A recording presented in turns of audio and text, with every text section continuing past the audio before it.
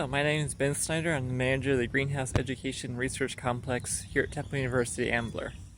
Today, as part of the Great American Campout, we're going to be looking at essentially a scavenger hunt that you can do in your own backyard to help discover some really cool things out in nature, and also in the process learn how to identify traits and other properties of plants that can be used to identify what they are, so you can tell whether or not they're poisonous, edible, things like that.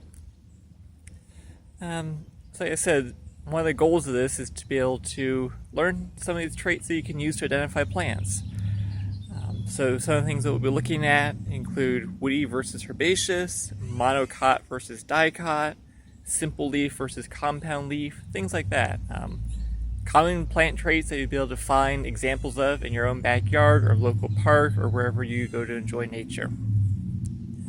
So the first thing that we're going to look at is a woody plant versus a herbaceous plant. So these are two broad categories that can be used to divide plants and help ID them, figure out if you're looking at a tree or a shrub, or if you're looking at a herbaceous perennial. So there's lots of examples of these things. So to start off with, we're looking right now at two woody plants. There's an American holly on the left and a hydrangea on the right. So both of these are woody plants. So if you feel the stems, they're going to be stiff, not bend too easily. And then also in the long term, these woody plants will retain an above ground structure year after year and keep getting larger and larger. So oftentimes woody plants will be like shrubs like these, or after years, maybe trees like this mulberry. Herbaceous plants, on the other hand, die back to the ground each year. So every year they'll grow, they'll flower, they'll set seed, and then their stems will die back at the end of the winter or end of the summer, and then regrow the next growing season. So some examples of herbaceous plants would be this coneflower, echinacea. So the stems are a little bit more pliable. They don't have that thick, woody texture to them. And then again, if you follow this throughout the season, you'll notice that in the winter this dies back completely to the ground and then regrows from the base each year. Grasses are another example of a herbaceous plant. So we have some different types of grasses. These will all die back to the ground and regrow each year. So the next category of plants we're going to be looking at are monocot versus dicot. So these are scientific terms. You might not be familiar with these, but they refer to whether or not the plant has one cotyledon or two cotyledons. So this is a broad division of plants into these two groups, and can be very helpful for identification purposes if you're trying to figure out what a plant is. So cotyledons are seed leaves, so you'll only be able to see that in the seedling stage of the plant, which most of the times if you're out in the field you won't be able to see the plant at that stage. However, there are other clues that can help determine whether or not the plant is monocot or dicot. One of the easiest methods or traits to look for is the veination of the leaf. So you can see on these northern sea oat grasses, the leaves, the veins that run down the leaf are all parallel to each other. So that would be parallel leaf veination, and that's a characteristic of a monocot plant. Dicots, on the other hand, have a branching veination pattern. It's like this mulberry leaf. You can see how the veins branch off, have intersections divide. That would be a characteristic of a dicot plant. So there's lots of examples of both of these. So grasses are monocots. There's this echinacea again that we saw earlier.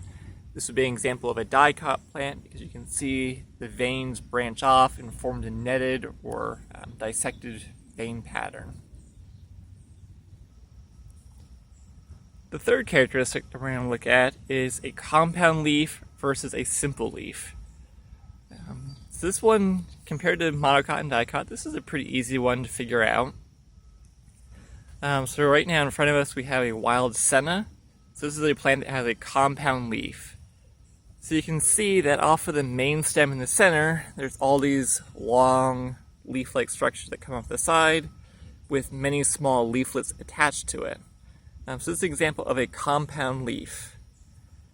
So botanical terms would be a rachis down the center and then individual leaflets off the side. So in the fall or winter, when this plant drops its leaves, this entire structure will fall off the main stem, only leaving that center stalk remaining. So the wild cinnamon would be an example, walnuts would be an example of a compound leaf, many ferns have compound leaves. So there's lots of examples that you can try to find around your house. In contrast to compound leaves, a plant would have a simple leaf if it's just one leaf attached to a stem. So this bee balm, you can see there's just one leaf attached to the stem.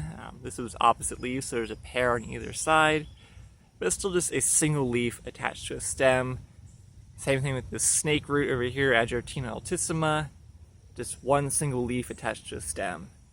So if you're looking at a botanical description of a plant or a field guide and it refers to a compound leaf or a simple leaf, now you know what you'll be looking for on the plant to determine what it is. The last characteristic that we're going to look at is flower structures, whether or not the flower is a single flower or if it's inflorescence formed of many flowers. So this is another characteristic that is commonly referred to in plant ID guides and field guides to help identify a plant.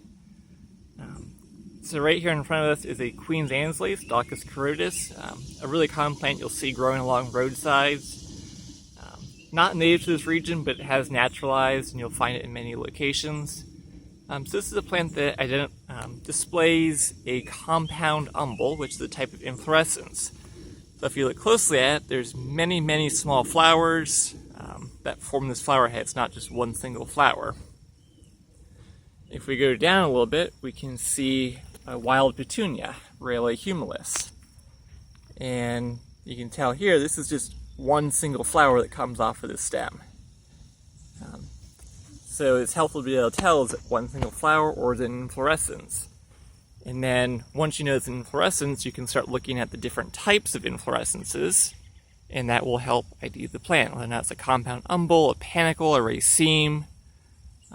And you can look all those up and see the differences between them, but for now, just look for the differences between a single flower and a inflorescence. So hopefully these 5 characteristics will help you ID plants, and you'll be able to get out in nature and try to find examples of these things around your house or in your local park. Just get a little bit more familiar with the plants around you and see their unique patterns and traits.